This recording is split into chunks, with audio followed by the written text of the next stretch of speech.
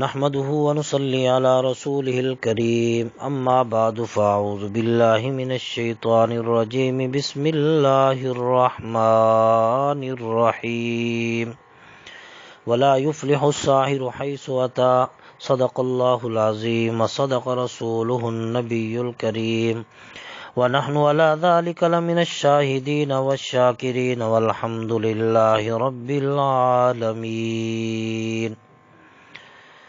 سامعین عزیز قدر، جس طرح آپ نے پچھلی ویڈیو کے اندر جادو کی حقیقت اور اقسام کو سنا ہوگا، اور آج جو میں نے آپ کے سامنے عنوان پیش کرنا ہے وہ جادو کرنے والے اور جادو کروانے والے کا حکم آپ کے سامنے جو شرعی حکم ہے وہ میں نے آپ کے سامنے آج پیش کرنا ہے۔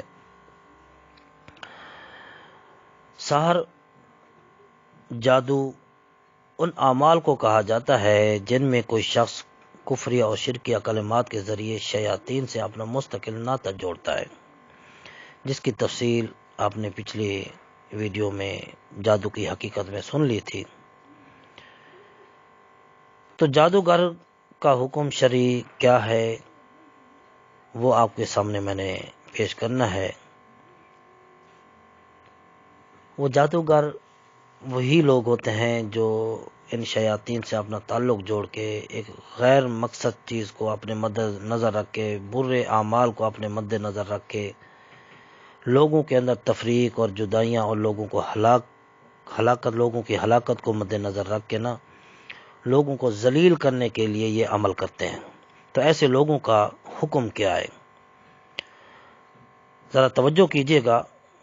اگر جادوگر ایسے عمل کے ذریعے جادو سیکھتا یا کرتا ہے جس کے الفاظ شرک اور کفر پر مشتمل اور جس کے پس پردہ عقیدہ کفریہ کار فرما ہو، یا خود اس کے جادو میں تو کوئی کفریہ بات نہ ہو مگر اسے حلال اور جائز سمجھتا ہو، تو ایسا شخص کافر اور مرتد ہو جاتا ہے، اور ایسے شخص کا نکاح بھی ٹوٹ جائے گا، اور اسلامی حاکم پر واجب ہے کہ اس کے قتل کا حکم صادر کر دے۔ اگر اس جادو میں کوئی کفریہ بات بھی نہ ہو، جادوگر کفریہ قسم کے جادو کو حلال بھی نہ سمجھتا ہو، مگر وہ غیر کفریہ جادو کے ذریعے لوگوں کو نقصان پہنچاتا ہو، تفریق کراتا ہو، جدائیاں کراتا ہو، لوگوں کو بیمار کر دیتا ہو، ہلاک کر دیتا ہو، لوگوں کو پریشان کرتا ہو، تو ایسا شخص کافر تو نہیں ہوگا لیکن فاسق ہو جائے گا۔ ایسا شخص فاسق سمجھا جائے گا، اور شرعی حکم اس کا بھی یہی ہے کہ حاکم اس کے قتل کا حکم صادر کرے گا اور اسے قتل کر دیا جائے گا۔ کیوں؟ اس لیے فساد فی الارض کا موجب بن رہا ہے۔ پبلک کو اس کے شر سے بچانا اسلامی حکومت کا فریضہ ہے۔ ایسے جادوگر کی گرفتاری کے بعد توبہ بھی قبول نہیں ہوگی۔ ہاں، اگر گرفتاری سے پہلے توبہ کر لے تو وہ معتبر ہوگی۔ اور یہ بات بھی آپ ذہن میں رکھیں، جس طرح یہ جادو کرنے والے کا حکم ہے، جادو سیکھنے والے کا حکم ہے، اس طرح جادو کروانے والے کا بھی یہی حکم ہے کہ جادو کروانے والے کا بھی حکم یہی ہے کہ حاکم اس کا بھی حکم صادر کرے گا۔ اسلامی حاکم جو ہوگا، اسلامی سلطنت کا جو حاکم ہوگا وہ حکم کرے گا اور اسے بھی قتل کر دیا جائے گا۔ اور عورت کے بارے میں بھی یہی حکم ہے۔ عورت کے بارے میں بھی یہی حکم ہے کہ اگر عورت اس طرح کے عمل کرتی ہے یا جادو سیکھتی ہے یا کرتی ہے یا لوگوں کے اوپر کرواتی ہے تو اس کا بھی یہی حکم ہے، جیسا کہ اس جادو کرنے والے مرد کا، سیکھنے والے مرد کا، کروانے والے مرد کا حکم ہے، اسی طرح عورت کا بھی یہی حکم ہے، اسے بھی قتل کر دیا جائے گا۔ کیوں؟ ان تینوں صورتوں سے یہی بات معلوم ہوتی ہے، فساد فی الارض کی وجہ سے یہ واجب القتل ہوں گے، کیونکہ زمین میں فساد پھیلاتے ہیں۔ اسلامی حاکم کا فرض ہے کہ وہ انہیں قتل کرا دے۔ جادو کرنے والا کا وہ جرم جس پر اسے شرعاً قتل کی سزا دی جاتی ہے، اس کی توبہ بھی قبول نہیں کی جاتی۔ صرف ارتداد نہیں کہ وہ مرتد ہو گیا ہے، بلکہ فساد فی الارض ہے۔ اگر یہ سزا صرف مرتد ہونے کی وجہ سے ہوتی تو جادو کرنے والا کفریہ عقیدہ یا عمل کو اگر حلال نہیں سمجھتا تو وہ مرتد مرتد ہوا ہی نہیں، پھر اسے قتل کرنا کیوں واجب قرار دیا جائے؟ تو مرتد مرد کو تو قتل کی سزا دی جاتی ہے، اگر وہ گرفتاری کے بعد توبہ کر لے تو اس کی توبہ بھی قبول کر لی جاتی ہے۔ عورت کو قتل کی سزا نہیں دی جاتی، البتہ فساد فی الارض کے جرم میں مردوں اور عورتوں کا دونوں کا حکم برابر ہے، شرعی حکم۔ یہ فساد فی الارض کی وجہ سے اسے قتل کر دیا جائے گا۔ مرد کو تو مرتد ہونے کے بعد قتل کیا جاتا ہے، عورت کو قتل نہیں کیا جاتا، قید کیا جاتا ہے۔ یہ جو ان کو دونوں کو قتل کی سزا دی جا رہی ہے، یہ جو سب سے بڑی وجہ یہی ہے فساد فی الارض، زمین میں فساد پھیلانا، لوگوں کو پریشان کرنا۔ تو جس کے بارے میں سرور کائنات والد و جہاں محمد کریم صلی اللہ علیہ وسلم نے فرمایا حد الساحر ضربۃ بالسیف، جادوگر کی سزا تلوار سے اس کی گردن مارنا ہے۔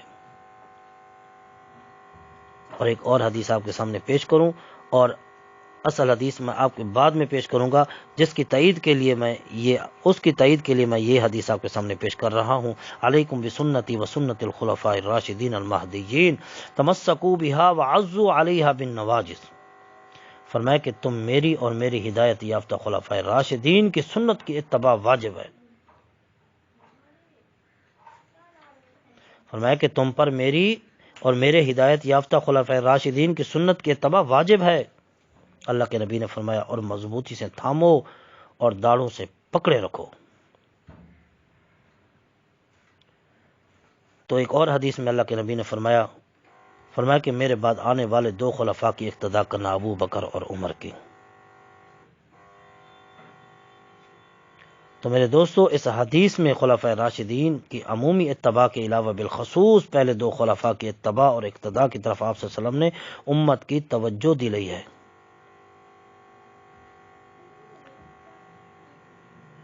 اور یہ بھی بتلا دیا کہ میرے بعد پہلے خلیفہ حضرت ابو بکر رضی اللہ تعالی عنہ اور دوسرے خلیفہ حضرت عمر رضی اللہ تعالی عنہ ہوں گے، اور ان دونوں کی اتباع کا خاص حکم اللہ کے نبی نے فرما دیا ہے۔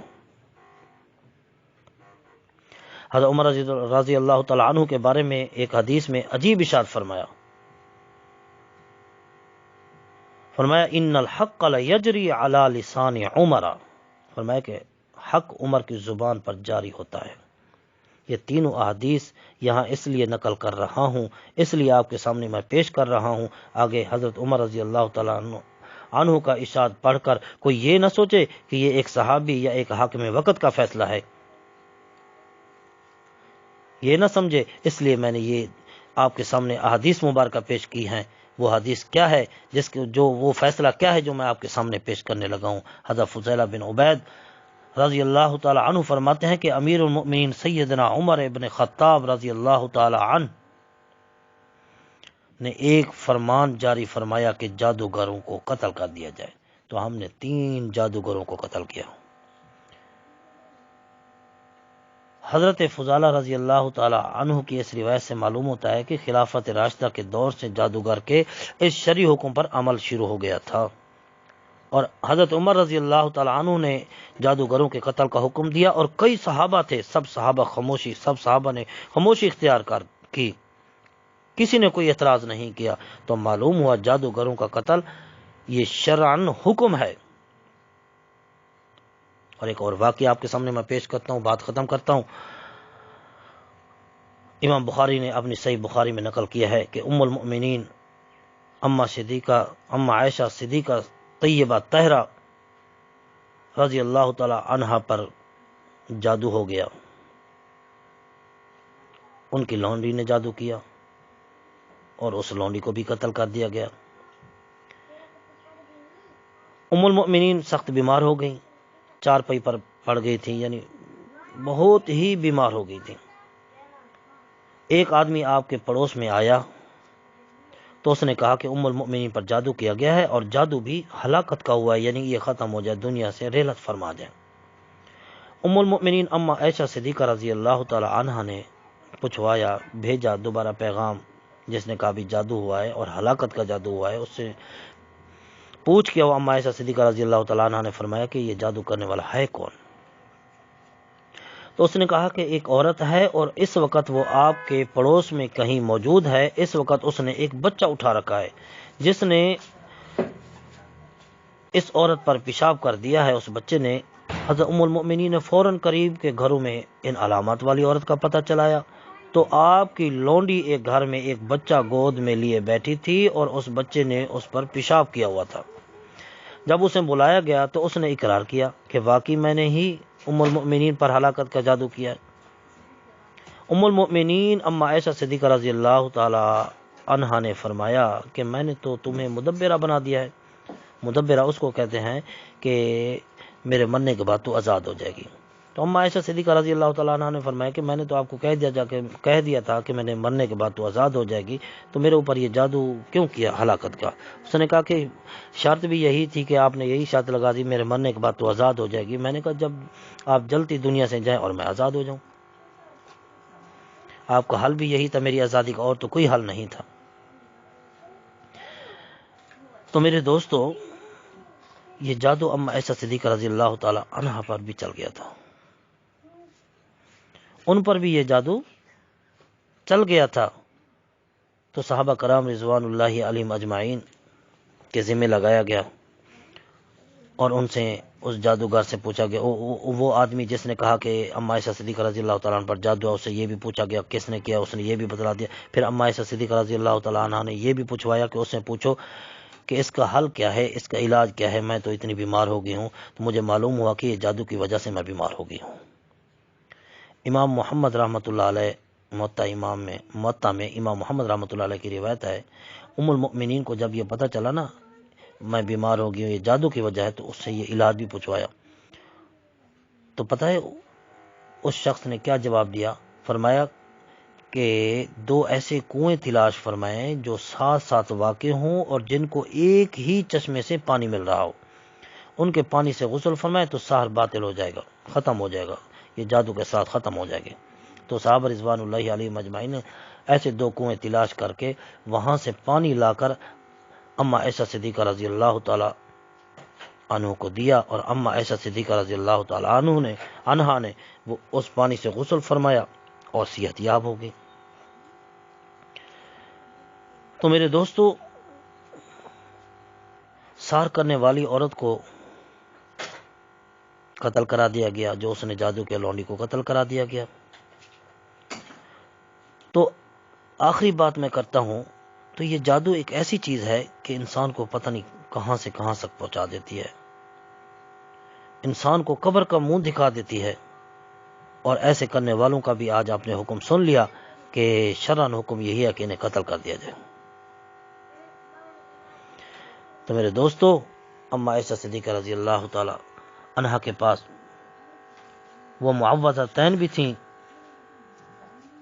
جس سے آقا نامدار سرور کائنات محمد کریم صلی اللہ علیہ وسلم پر جادو ہو گیا تھا. تو جبرائیل علیہ السلام وہ 2 صورتیں لے کر آئے اور اللہ کے نبی محمد کریم صلی اللہ علیہ وسلم ان کی تلاوت کرتے گئے, اور وہ بالوں پر جو گرہیں لگی ہوئی تھی وہ بھی کھلتی گئیں, جادو کے اثرات ختم ہو گئے. ام المؤمنین اما عائشہ صدیقہ رضی اللہ تعالی عنہ کے واقعہ میں کہیں یہ نہیں ملتا کہ انہوں نے یا صحابہ رضوان اللہ علیہ مجمعین نے اس لونڈی سے عمل کی نوعیت کے بارے میں سوال کیا ہو کہ تم نے کفریہ اور شرکی عمل کیا ہے یا ایمان اور توحید والا عمل کیا ہے, کیسے کیا ہے, کچھ بھی نہیں پوچھا. بس اتنا ثابت ہو گیا کہ اس نے اپنے عمل کے ذریعے اما عائشہ صدیقہ رضی اللہ تعالی عنہا کو ہلاک کرنا چاہتی تھیں. تو جب اس نے اقرار کیا ان کو قتل کر دیا گیا. تو جادو کے ایک سے زیادہ علاج ہو سکتے ہیں. یہ درست ہے کہ جو میں نے آپ کو بتایا کہ حضور صلی اللہ علیہ وسلم کے پاس جادو ہوا تھا کہ اللہ رب العزت نے 2 صورتیں نازل فرمائی, 2 صورتیں نازل فرمائی, اس کے ذریعے اللہ کے نبی محمد کریم صلی اللہ علیہ وسلم پر جادو کے اثرات ختم ہو گئے.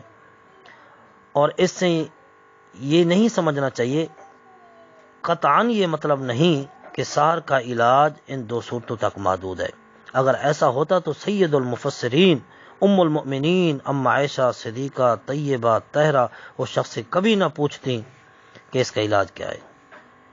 اور پھر جب اس بندے نے 2 کنویں کے پانی سے غسل کرنے کا مشورہ دیا تو آپ اسے مسترد فرما دیتی. کیوں کہ معوذتین کے ہوتے ہوئے ہمیں کسی کنویں یا چشمے کے پانی کی ضرورت نہیں ہے.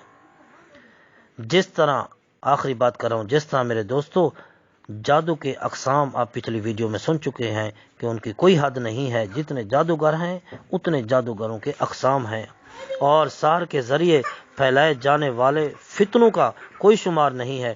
اسی طرح اس کے علاج میں کام آنے والے ذرائع کی بھی کوئی حد نہیں ہے. سحر کے علاج کو چند صورتوں، آیات اور دعاؤں تک محدود سمجھ بیٹھنا ہماری اپنی علمی کمزوری یا تحقیقی کوتاہی تو ہو سکتی ہے. حقائق اس کی ترجمانی کر رہے ہیں. حقیقت سامنے آ رہی ہے کہ اما عائشہ صدیقہ رضی اللہ تعالیٰ عنہ کے پاس معوذتین بھی تھیں، لیکن پھر بھی اس سے پچھوایا اور 2 چشموں کا پانی لیا گیا اور پانی کے ذریعے اور اما عائشہ صدیقہ رضی اللہ تعالیٰ عنہ صحت یاب ہوئیں. تو جس طرح جادو کے اقسام بہت زیادہ ہیں تو علاج بھی اللہ رب العزت نے معوذتین بھی رکھے ہیں. اس کے علاج اور بھی ہو سکتے ہیں. اور نیک اور بزرگ آدمی جو شرع کی پابندی کرنے والا ہو، شریعت پر چلنے والا ہو، جس کو علم بھی ہو، جو صحیح معنی میں متقی پرہیزگار ہو، اگر وہ آپ کو کسی چیز کی طرف بھی خبردار کر دیتا ہے کہ اس کا علاج یہ ہے، اس کا علاج یہ ہے، کوئی بھی آپ کا علاج متعین کر دیتا ہے تو اس پر عمل کرنا ہمارے ذمہ ہے. اس بات سے ہمیں یہ بات معلوم ہوتی ہے کہ اما عائشہ صدیقہ رضی اللہ تعالیٰ عنہ کے پاس معوذتین تو تھیں، لیکن اما عائشہ صدیقہ رضی اللہ تعالیٰ عنہ نے پھر بھی پوچھوایا تو اس نے چشمے کا پانی بتلایا، وہ صحت یاب ہو گئی. تو میرے دوستو جس طرح جادو کے اقسام بہت زیادہ ہیں جن کی کوئی حد نہیں، تو اسی طرح اس کے علاج کی بھی بہت سی چیزیں سامنے آ سکتی ہیں. یہ چند صورتوں پر یہ منحصر نہیں ہے. اللہ تعالیٰ کا کلام پڑھا ہے. اللہ رب العزت کسی چیز میں بھی اگر کوئی عامل صحیح معنی عمل کرنے والا پیر بزرگ آپ کے لیے کوئی متعین کر دے تو اس عمل کو طے جو اس نے کر دیا ہے کہ آپ نے اس سے غسل کرنا ہے، یہ کرنا ہے، یہ تعویذ وغیرہ پینے ہیں، تو آپ کو پینے ہوں گے اور اس پر عمل کرنا ہوگا. دعا کریں کہ اللہ رب ہمیں اس جادو سے بچنے کی توفیق عطا فرمائے اور اس عمل سے، برے عمل سے ہم سب کو محفوظ فرمائے. تمام امت مسلمہ کو اور جن پر یہ جادو ہو چکے ہیں اور وہ بیچارے بیمار ہیں، ہم سب ان کے لیے دعائیں کرتے ہیں کہ اللہ رب انہیں اس جادو جیسی موذی بیماری سے محفوظ فرمائے اور اپنی حفظ و امان میں رکھے. وآخر دعوانا ان الحمد للہ رب العالمین.